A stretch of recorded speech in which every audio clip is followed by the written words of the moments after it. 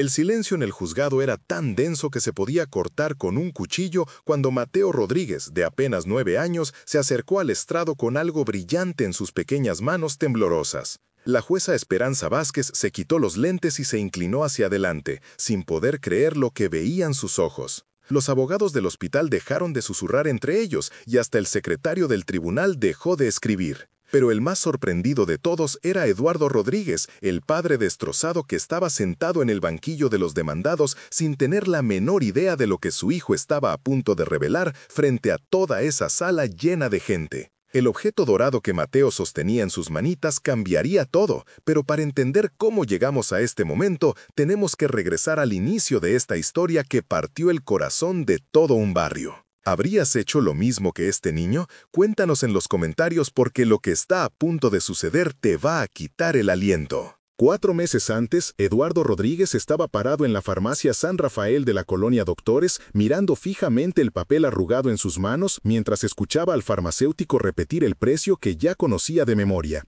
800 pesos por el frasco de medicina que mantendría a Mateo estable por 15 días más. 800 pesos que no tenía y que no sabía de dónde iba a sacar. Eduardo trabajaba como albañil en una constructora pequeña donde los pagos llegaban cuando llegaban y muchas veces se retrasaban semanas enteras. Mateo tenía una enfermedad rara en la sangre que requería medicamentos carísimos y el Seguro Popular no los cubría porque los consideraban experimentales. Cada día que pasaba sin el tratamiento era un día más cerca del abismo que Eduardo no se permitía imaginar. Había sido padre soltero desde que Mateo tenía 3 años, cuando su esposa Carmen murió en el tembloto del 2017.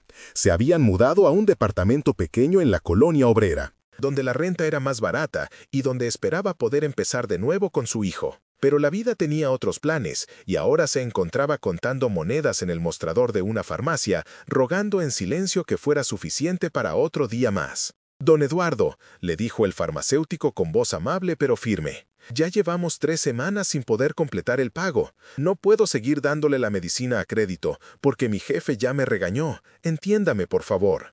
Eduardo asintió, sintiéndose más pequeño con cada palabra. Sabía que don Aurelio estaba siendo más que generoso, que cualquier otra farmacia ya los habría rechazado hace tiempo. Pero eso no hacía que fuera menos humillante estar ahí, con 200 pesos en la mano cuando necesitaba 800. «Dame 2 días más», murmuró Eduardo, guardándose el dinero en el bolsillo. «El viernes me pagan en la obra y vengo a liquidar todo». Era mentira y ambos lo sabían. El viernes le pagarían si es que le pagaban, pero apenas le alcanzaría para la renta y la comida. La medicina tendría que esperar, y Mateo tendría que aguantarse otro día más sin el tratamiento que su cuerpecito necesitaba desesperadamente.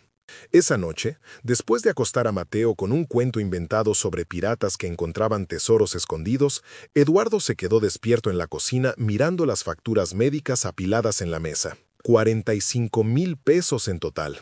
Una montaña de deuda que crecía cada semana como un monstruo que se alimentaba de su desesperación. Fue entonces cuando recordó la cajita que guardaba en el closet, escondida detrás de sus botas de trabajo. Adentro, envuelto en un trapo viejo, estaba el único objeto de valor que poseía, un reloj Omega Seamaster que había pertenecido a su abuelo Ernesto, quien se lo había dado antes de morir con la promesa de que algún día se lo pasaría a su propio hijo. El reloj había acompañado a su abuelo durante la construcción del metro de la Ciudad de México en los años 70. Había estado presente en bodas y bautizos. Había marcado las horas de 3 generaciones de hombres Rodríguez que se habían ganado la vida con las manos y el sudor. Ahora representaba la única esperanza de mantener vivo a la 4ª generación. Al día siguiente, Eduardo besó la frente de Mateo antes de llevarlo a la escuela y prometió que estaría mejor pronto. Luego tomó el metro hasta el centro histórico, donde sabía que había casas de empeño que compraban relojes sin hacer muchas preguntas. La casa de empeño El Buen Samaritano estaba ubicada en una calle estrecha cerca del Palacio de Bellas Artes, entre una tintorería y una tienda de artículos religiosos. El dueño, un señor mayor llamado Macedonio Herrera, examinó el reloj con una lupa pequeña mientras Eduardo esperaba con el corazón en la garganta. «Es un buen reloj», dijo finalmente don Macedonio. «Pero está un poco maltratado. Le puedo dar 12,000 pesos por él». Eduardo sintió que se le caía el alma a los pies. 12,000 pesos sonarían como una fortuna para cualquiera que no tuviera que comprar medicina de 800 pesos cada 15 días, pero él sabía que ese dinero duraría menos de un mes. Aún así, era mejor que nada. ¿No puede ser un poquito más?, preguntó Eduardo, odiándose por sonar tan desesperado. Don Macedonio negó con la cabeza. 12,000 es lo justo, joven. Si no le conviene, puede probar en otro lado. Eduardo miró el reloj una última vez, imaginándose las manos de su abuelo ajustando las manecillas, y asintió. Está bien, me lo quedo. El dinero duró exactamente 26 días. 26 días en los que Mateo se sintió mejor, sonrió más, jugó fútbol en el patio de la escuela como cualquier niño normal. 26 días en los que Eduardo se permitió creer que tal vez podrían salir adelante. Pero al día 27, la medicina se acabó y el dinero también. Eduardo comenzó a trabajar dobles turnos cuando podía conseguirlos. Llegaba a casa tan cansado que a veces se quedaba dormido en la mesa mientras cenaban. Vendió la televisión, la licuadora, hasta la bicicleta que usaba para ir al trabajo. Pidió prestado a todos los que pudo, prometió pagos que sabía que no podría cumplir. Y aún así, no era suficiente. Fue en octubre cuando llegó la primera citación del hospital. El Instituto Nacional de Pediatría lo demandaba por 52,000 pesos en tratamientos médicos no pagados. Eduardo leyó el papel una y otra vez, tratando de entender las palabras legales que básicamente le decían que estaba arruinado. En la construcción, sus compañeros notaron que estaba más callado de lo normal. Ramón, el cabo de su cuadrilla, se acercó durante el descanso del mediodía. «¿Qué onda, carnal? Te veo muy agüitado últimamente». Eduardo le contó todo mientras compartían unas tortas bajo la sombra de una lona. Ramón escuchó sin interrumpir, masticando lentamente y asintiendo de vez en cuando. «Órale, hermano», dijo finalmente, «está cabrón el pedo. ¿Ya hablaste con un abogado?» «¿Con qué dinero?». Eduardo se rió amargamente. «Los abogados cobran más caro que la medicina». «Mi cuñado es pasante de derecho», ofreció Ramón. «A lo mejor te puede echar la mano con los papeles, aunque sea». Pero los papeles solo confirmaron lo que Eduardo ya sabía. Sin dinero para pagar un abogado de verdad, sin propiedades que valieran la pena, sin más familia que pudiera ayudar, estaba completamente solo contra un sistema que parecía diseñado para aplastar a gente como él. Mientras tanto, Mateo comenzó a hacer preguntas que partían el corazón. ¿Por qué ya no tenían televisión?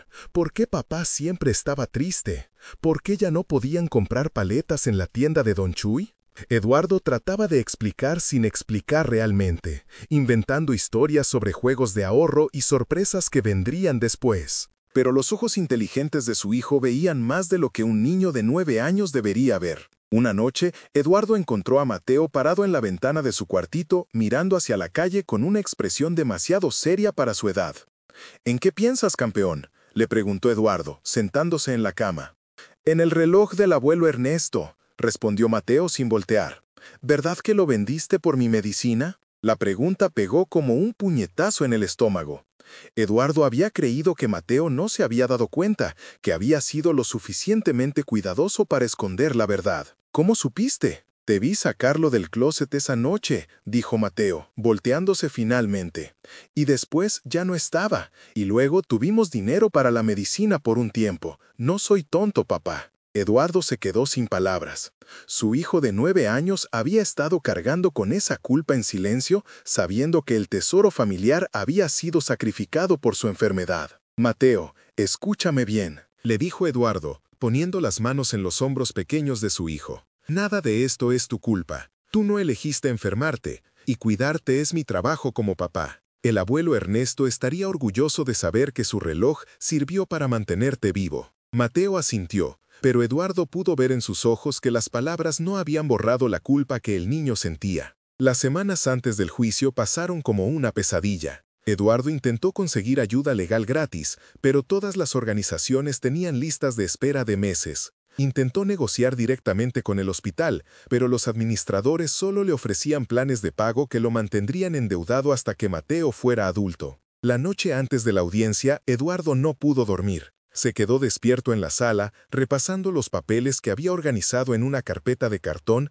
practicando lo que le diría al juez. Mateo había estado extrañamente callado durante la cena.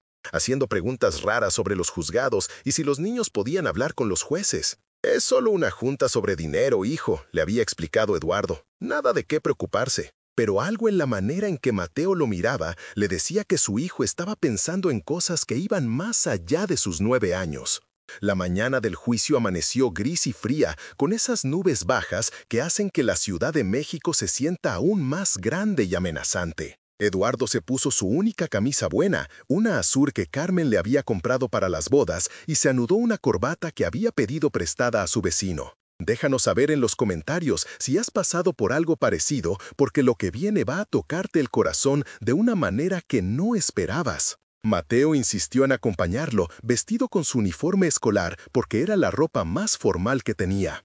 Eduardo había planeado dejarlo con doña Esperanza, la vecina del departamento de al lado. Pero algo en la determinación de su hijo lo hizo cambiar de opinión. «¿Por qué quieres venir, campeón? Va a ser muy aburrido». «Quiero estar contigo», respondió Mateo con esa seriedad que había desarrollado desde que se enfermó. Los equipos se apoyan, y así fue como llegaron juntos al Tribunal Superior de Justicia de la Ciudad de México, caminando por pasillos largos y fríos que olían a café viejo y papel. Mateo caminaba junto a su padre, sus zapatos escolares haciendo eco en el mármol como latidos de corazón. La sala del juzgado era más grande de lo que Eduardo había imaginado, con techos altos y ventanas enormes que dejaban entrar una luz pálida.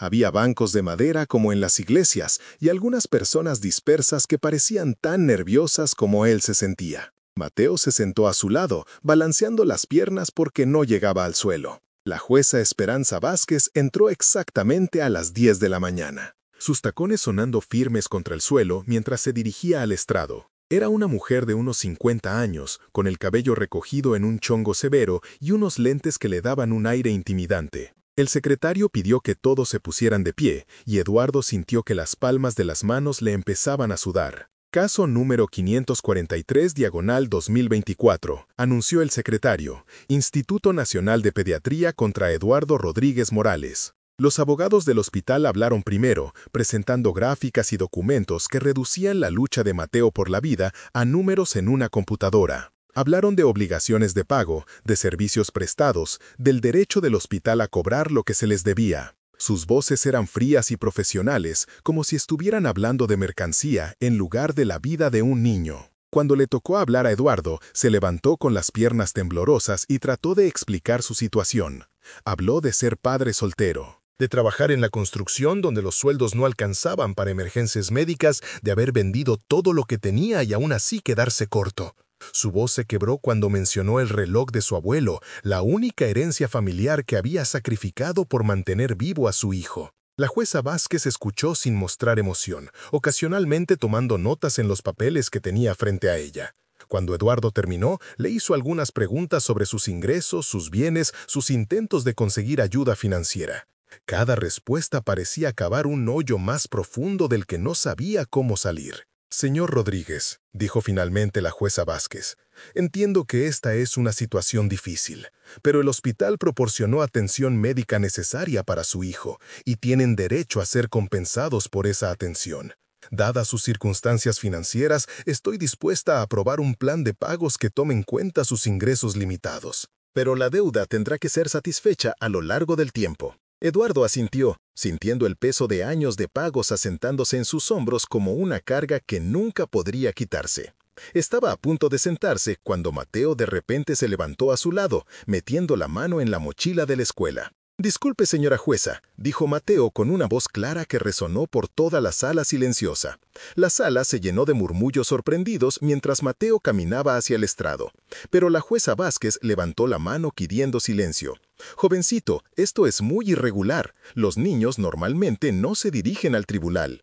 «Por favor», dijo Mateo, deteniéndose frente al estrado y mirando hacia arriba con esos ojos serios que parecían demasiado viejos para su cara.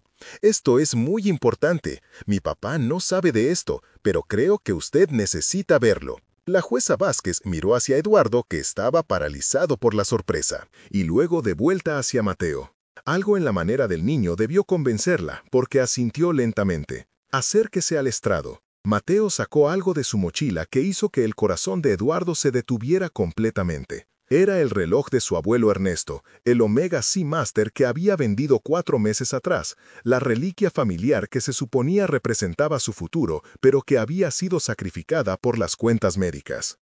«Señora jueza», dijo Mateo, su voz firme a pesar de las lágrimas que comenzaban a formarse en sus ojos. «Mi papá vendió este reloj para pagar mi medicina. Era de mi bisabuelo y se suponía que algún día sería mío. Pero mi papá lo dio para salvarme la vida, y yo he estado ahorrando cada peso que podía encontrar durante 4 meses para tratar de comprarlo de vuelta». El silencio en la sala era total mientras Mateo continuaba, sus manitas cuidadosamente sosteniendo el reloj como si fuera lo más precioso del mundo. «Fui a la casa de empeño todas las semanas, preguntándole a don Macedonio cuánto costaría recuperarlo. Siempre me decía 12,000 pesos y yo solo tenía ahorrados 370 pesos que junté vendiendo dulces en la escuela y haciendo mandados para los vecinos. Pero ayer, cuando le conté por qué lo quería de vuelta, se puso a llorar. Eduardo sentía las lágrimas corriendo por su cara mientras las piezas de la historia se iban armando. Mateo había estado caminando a la casa de empeño después de la escuela, contando monedas y billetes arrugados, cargando con problemas de adultos en sus hombros de niño de 9 años. «Don Macedonio me devolvió el reloj por el dinero que tenía», continuó Mateo, su voz haciéndose más fuerte. «Dijo que él también tenía un nieto que se enfermó una vez y que sabía lo que se sentía ver a tu familia sufrir. Me dijo que mi bisabuelo estaría orgulloso de lo que hizo mi papá y que a veces las cosas más valiosas no se pueden medir con dinero». Mateo se volteó para mirar a su padre. Sus ojos brillantes con lágrimas, pero su sonrisa radiante de orgullo. «Mi papá es la mejor persona que conozco, señora jueza. Vendió lo más importante que tenía nuestra familia para mantenerme vivo, y nunca me hizo sentir mal por estar enfermo o por costar tanto dinero. Si eso no es lo que hacen los buenos papás, entonces no sé qué es». El silencio en la sala se extendió por lo que parecieron horas. La jueza Vázquez estaba mirando el reloj en las manos de Mateo, su compostura profesional agrietándose ligeramente en los bordes. Los abogados del hospital estaban moviendo papeles incómodos, claramente no preparados para este giro emocional en lo que debería haber sido un caso rutinario de cobranza. Finalmente, la jueza Vázquez se aclaró la garganta y habló, su voz más suave de lo que había sido toda la mañana. «Mateo, ese es posiblemente el testimonio más conmovedor que he escuchado en 25 años en este estrado. ¿Puedes decirme? ¿Tu padre sabía que estabas tratando de recuperar el reloj?» «No, señora», respondió Mateo honestamente. «Me habría dicho que no me preocupara por cosas de adultos y que cuidarme era su trabajo. Pero yo quería ayudarlo por una vez, en lugar de ser solo la razón por la que todo cuesta tanto dinero». «¿Y has estado ahorrando durante 4 meses?» «Sí, señora. A veces encontraba monedas en la calle y doña Esperanza de al lado me daba 5 pesos por ayudarla a cargar las compras. Todo lo anoté en un cuaderno para no perder la cuenta». La jueza Vázquez miró hacia Eduardo, que estaba llorando abiertamente en su silla, abrumado por la realización de que su hijo había estado luchando tan duro como él, solo que de una manera diferente. El peso de tratar de proteger a Mateo de las duras realidades de su situación de repente parecía tanto necesario como imposible. Este niño había estado cargando su propia carga todo el tiempo. «Don Macedonio está aquí hoy», agregó Mateo, señalando hacia atrás de la sala donde el dueño de la casa de empeño estaba sentado en silencio en la última fila. Quería decirle algo también. Macedonio Herrera se levantó lentamente, su cara enrojecida por la emoción. «Señora jueza, he estado en este negocio durante 40 años y he visto a mucha gente cambiar sus tesoros por dinero cuando los tiempos se ponen difíciles. Pero nunca había visto nada como lo que hizo este niñito. Venía a mi tienda semana tras semana, contando centavos y pesos, contándome sobre su papá que trabajaba tan duro y nunca se quejaba de nada». La voz de Herrera se hizo más fuerte mientras continuaba. «Ese reloj vale 12,000 pesos, fácil, tal vez más para un coleccionista. Pero ayer, cuando ese muchacho se paró en mi tienda y me dijo que quería regresárselo a su papá para el Día del Padre, me di cuenta de algo. El valor real no estaba en el oro o en la maquinaria, estaba en lo que representaba.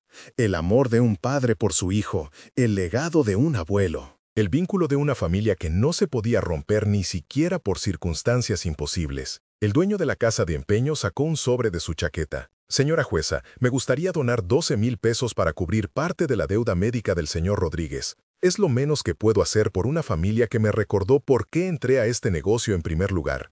Para ayudar a la gente cuando más lo necesita, no para lucrar con su desesperación. La sala estalló en suspiros sorprendidos y conversaciones susurradas, pero la jueza Vázquez golpeó su martillo una vez para pedir orden. Estaba mirando el sobre en las manos de Herrera, su máscara judicial completamente abandonada en favor de algo mucho más humano. Señor Herrera, ese es un gesto extraordinariamente generoso, pero solo cubre una porción de la deuda total. En realidad, señora jueza, vino otra voz desde atrás de la sala. Eduardo se volteó para ver a Ramón Santos, su capataz del sitio de construcción, levantándose con varios de los compañeros de trabajo de Eduardo detrás de él. Hemos estado haciendo colectas en los sitios de trabajo por toda la ciudad. Las noticias corren rápido sobre buena gente en problemas y hemos juntado otros 20,000 pesos. Y la parroquia de Santa María también ha estado recaudando fondos, agregó otra voz, el padre Miguel de la iglesia a la que Eduardo y Mateo asistían ocasionalmente. Tenemos otros 15,000 de feligreses y miembros de la comunidad que escucharon la historia de Mateo. Una por una, las personas se levantaron por toda la sala, maestras de la escuela de Mateo, vecinos de su edificio de departamentos, incluso extraños que habían escuchado sobre su situación a través de la red de pequeña comunidad que conectaba a todos de maneras que Eduardo nunca se había dado cuenta. El secretario estaba contando frenéticamente donaciones mientras aparecían sobres y cheques de lo que parecía cada rincón de la sala. La jueza Vázquez se recostó en su silla, claramente luchando por mantener el decoro judicial frente a lo que se estaba desarrollando ante ella. «Esto es altamente inusual», dijo finalmente, su voz espesa de emoción. «Nunca había visto algo así en mi sala». Lucía Mendoza, la abogada del hospital, se levantó vacilante. «Señora jueza, dadas las circunstancias y el apoyo de la comunidad, el Instituto Nacional de Pediatría quisiera retirar la demanda y perdonar cualquier deuda restante. Somos un hospital público y nunca hemos querido destruir familias en busca de pagos. A veces, la atención médica requiere más que solo tratar síntomas, requiere tratar a toda la persona, incluyendo su bienestar financiero». La sala estalló en aplausos y vítores, pero Eduardo no escuchó nada de eso. Estaba enfocado completamente en Mateo, que estaba caminando de vuelta hacia él con el reloj extendido en sus manitas como una ofrenda de amor y redención. «Lo recuperé, papá», dijo Mateo, presionando el reloj en los dedos temblorosos de Eduardo. «Pertenece a nuestra familia. Don Macedonio dice que el espíritu del bisabuelo probablemente está viendo y que querría que lo tuvieras de vuelta». Eduardo abrazó a su hijo con fuerza, el reloj presionado entre ellos, su tic-tac constante, un latido que conectaba pasado, presente y futuro de maneras que ninguna cantidad de dinero podría medir jamás. La sala a su alrededor se desvaneció hasta que fueron solo padre e hijo, abrazándose y aferrándose a la prueba de que el amor realmente podía mover montañas o al menos mover los corazones de las personas que recordaban lo que se sentía ser humano.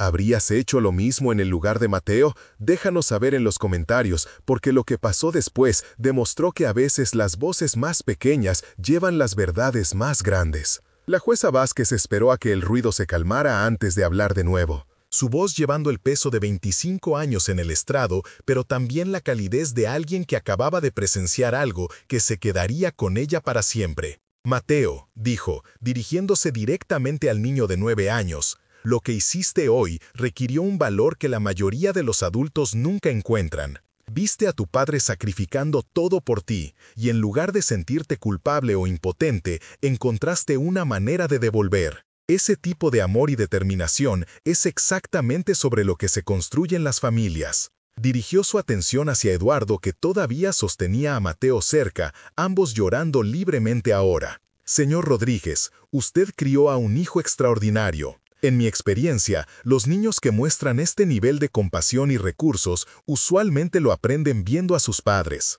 Puede que se haya sentido como si estuviera fallando, pero todo lo que he visto hoy me dice que tuvo éxito en el trabajo más importante que cualquier persona puede tener». La voz de la jueza se hizo más fuerte mientras se dirigía a toda la sala. «Lo que hemos presenciado aquí hoy es prueba de que las comunidades todavía existen, de que la gente todavía se preocupa por sus vecinos y de que el amor realmente puede superar circunstancias imposibles. Este caso queda desestimado, con la gratitud del tribunal hacia todos los que participaron en esta extraordinaria demostración de decencia humana. Mientras el martillo bajaba por última vez, Eduardo sintió un peso levantarse de sus hombros que había estado cargando durante tanto tiempo que había olvidado lo que se sentía estar erguido. La deuda médica había desaparecido, la demanda desestimada, y el reloj de su abuelo estaba haciendo tic-tac constantemente contra su pecho, justo sobre su corazón donde pertenecía. Pero más que eso, había aprendido algo sobre su hijo que lo llenaba de un orgullo tan feroz que le quitaba el aire. Mateo no había sido la carga que Eduardo temía que se estaba volviendo. Había sido un compañero todo el tiempo, luchando la batalla desde su propia trinchera de 9 años, armado con nada más que amor y determinación y una lata de café llena de monedas ahorradas. La multitud en la sala se dispersó lentamente, pero no antes de que docenas de personas se acercaran a Eduardo y Mateo para compartir sus propias historias, ofrecer apoyo continuo y maravillarse de lo que habían presenciado. Macedonio Herrera, el dueño de la casa de empeño, presionó su tarjeta de presentación en la mano de Eduardo con la promesa de que si alguna vez necesitaban algo, cualquier cosa, él estaría ahí para ayudar.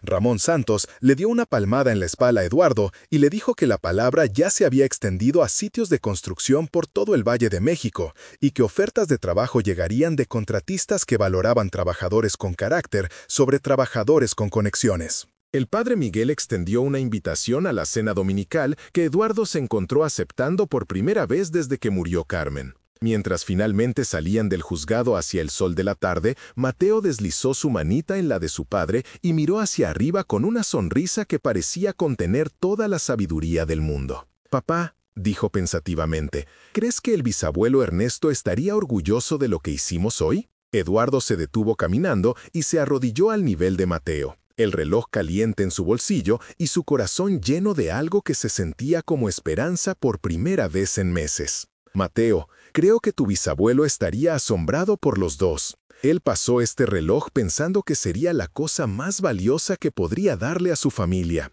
Pero hoy aprendimos que el verdadero tesoro ya estaba dentro de nosotros desde el principio». «¿Qué quieres decir?» «Amor, campeón. El tipo de amor que te hace vender tu posesión más preciada para salvar la vida de alguien más. El tipo de amor que te hace ahorrar cada peso durante 4 meses para regresarle la felicidad a esa persona.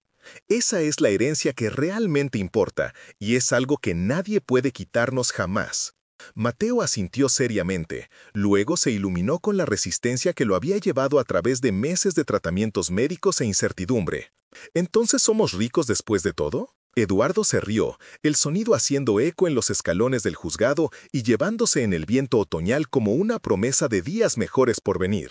«Somos las personas más ricas del mundo, Mateo. Solo se nos había olvidado por un tiempo. Pero a veces se necesita una sala llena de vecinos para recordarte cómo se ve realmente la riqueza». Esa tarde, mientras compartían una cena de celebración de tacos al pastor en un puesto callejero cerca del Metro Doctores, la primera comida de restaurante que habían tenido en meses, Eduardo se abrochó el reloj de su abuelo alrededor de su muñeca y sintió el peso de 3 generaciones de hombres Rodríguez que habían enfrentado sus propias circunstancias imposibles y habían encontrado maneras de perseverar.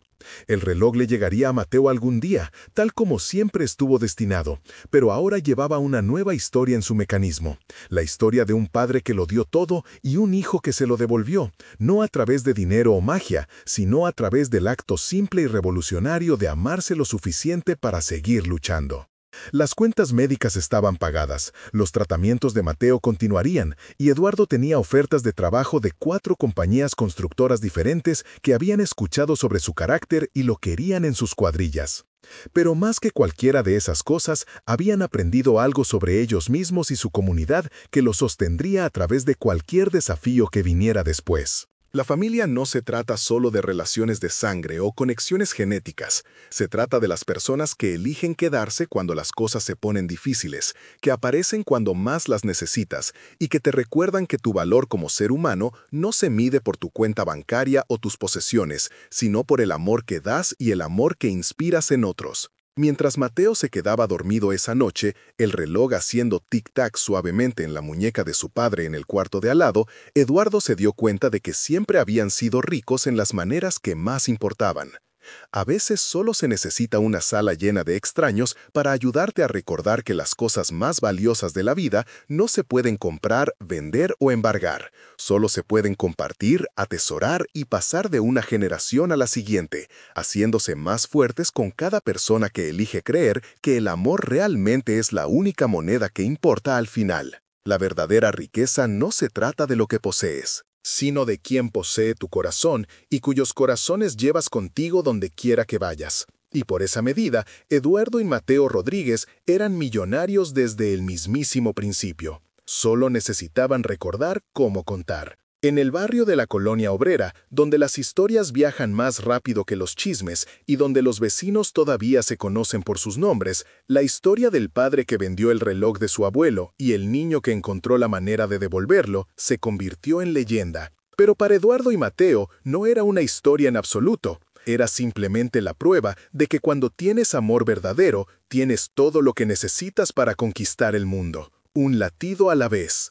La próxima vez que escuches a alguien decir que el dinero no puede comprar la felicidad, piensa en Eduardo Rodríguez parado en esa casa de empeño, vendiendo 3 generaciones de historia familiar por 800 pesos de medicina. Piensa en Mateo contando centavos durante 4 meses, cargando el peso de problemas de adultos en sus hombros de 9 años. Y luego piensa en una sala llena de extraños que se convirtieron en familia en el momento en que más se necesitaba. Esa es la diferencia entre tener dinero y ser rico. El dinero puede desaparecer en una emergencia médica, pero la riqueza real, el tipo que viene del amor, del sacrificio, de la comunidad y de la esperanza, esa riqueza dura para siempre, pasándose de padre a hijo como un reloj dorado que nunca deja de hacer tic-tac, sin importar cuántas veces tenga que ser vendido y comprado de vuelta. Al final, todos somos más ricos de lo que pensamos. Solo necesitamos a las personas correctas para recordarnos cómo contar nuestros tesoros verdaderos. Suscríbete para más historias poderosas como esta y haz clic en el video de la pantalla para ver el siguiente, con un giro tan poderoso que nunca lo olvidarás.